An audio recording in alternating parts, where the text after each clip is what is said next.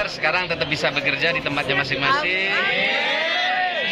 Teman-teman, mudah-mudahan teman-teman bisa terus berkinerja. Amin. Pak Menteri, atas nama seluruh honorer di Indonesia mengucapkan terima kasih telah disahkannya undang-undang yang baru sebagai penyelesaian honorer.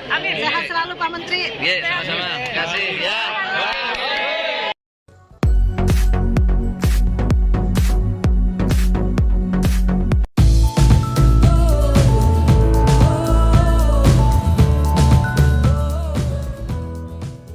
Assalamualaikum warahmatullahi wabarakatuh. Update informasi P3K kali ini terkait nasib rekan-rekan berkode P dan TL. Di sini Bapak Ibu informasi terbaru dari PAN RB lulusan SMA bahkan SD akan jadi ASN, di mana honorer akan dituntaskan pada seleksi tahun 2024 untuk semua jabatan fungsional. Dan ini mengacu pada Undang-Undang ASN tahun 2023 yang terbaru yang sudah terbit kemarin. Dan kita berharap akan banyak afirmasi untuk rekan-rekan honorer. Untuk info lengkapnya ikuti video ini sampai selesai.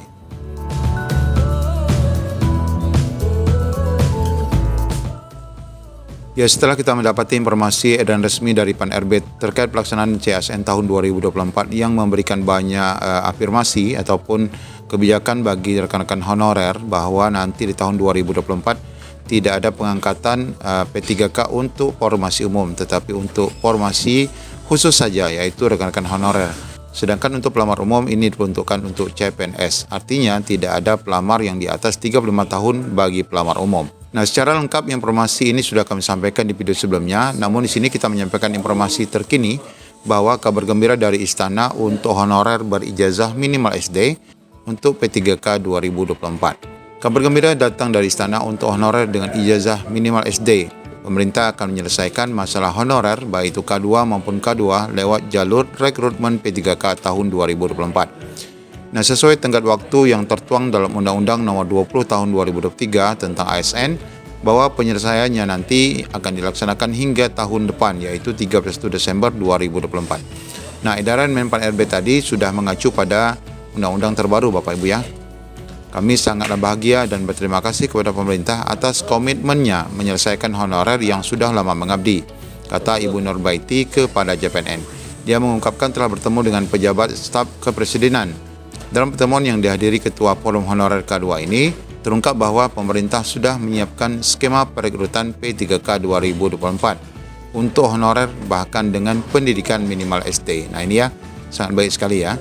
Ini tentu untuk rekan-rekan tenaga teknis ya, baik itu penjaga kantor ataupun mungkin tenaga kebersihan di kantor-kantor atau bahkan juga untuk tenaga tendik di sekolah-sekolah. Nantinya honorer berijazah minimal SD ini akan diberikan formasi jabatan pelaksana. Kami minta pemerintah menyelesaikan honorer lulusan SMA, tetapi pemerintah malah juga mengakomodir lulusan SD. Masya Allah, tabarakallah. Dia makin gembira ternyata Menpan RB sudah menginstruksikan seluruh pejabat pembina kepegawaian di daerah untuk mengusulkan formasi P3K bagi honorer dengan memperhatikan lulusan minimal SD. Nah, ini tertuang dalam surat tadi ya, surat Menpan RB yang menyebutkan di poin keempatnya ya, di poin ketiga ini, bahwa pengangkatan paling rendah adalah sekolah dasar. Menurut Nurbaiti, itu menjadi pintu masuk bagi honorer teknis administrasi, termasuk tendik yang masih banyak berijazah SD, SMP, dan SMA. Terima kasih untuk KSP yang sudah menjembatani semuanya, terutama Mas Yusuf yang terus mengawal hal ini. Dia berharap masalah honorer 2024 akan tuntas, tidak lagi meninggalkan sisa baik guru, kesehatan maupun tenaga administrasi lainnya. Semua berhak menjadi ASN karena pengabdian. Benda Nur pun mengimbau kepada seluruh honorer untuk mengawal di setiap daerah, jangan sampai tertinggal lagi. Permintaan khusus ini disampaikan kepada pejabat daerah agar melihat masalah honorer ini dengan hati dan bekerja dengan rasa kemanusiaan. Jangan ada lagi diskriminasi, suka tidak suka sehingga menyebabkan honorer tersisa.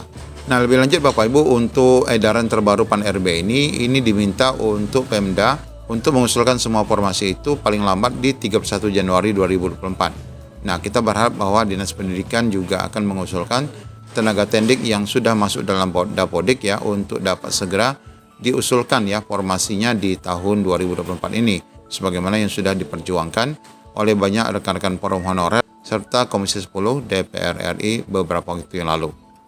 Nah, ini kabar gembira bagi rekan-rekan termasuk juga rekan-rekan yang berkode P dan kode TL bahwa di tahun depan pada saat seleksi tahun 2024 yang merupakan seleksi final ini, seluruh rekan-rekan akan diangkat menjadi ASN. Demikian informasi yang dapat kami sampaikan. Assalamualaikum warahmatullahi wabarakatuh. Kebijakan tidak boleh diskriminatif terhadap apapun, kepada siapapun.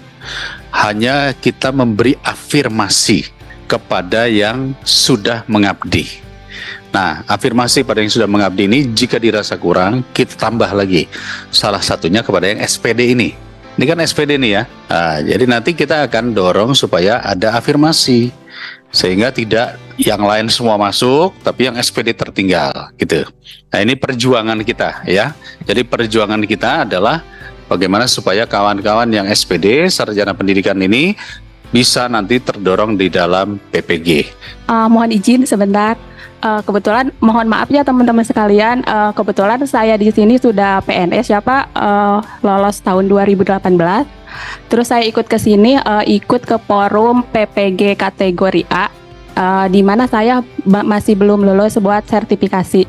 Nah, yang saya ingin di sini ada usulan dari teman-teman yang guru ASN yang belum sertifikasi. Jadi itu kan dari Kemendikbudristek itu ada tamsil, tambahan penghasilan.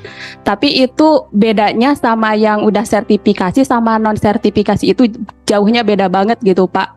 Jadi kalau yang sudah sertifikasi itu nominalnya sebesar gaji pokok. Kalau yang non sertifikasi itu kita cuman dikasih tambahan 250.000 aja gitu.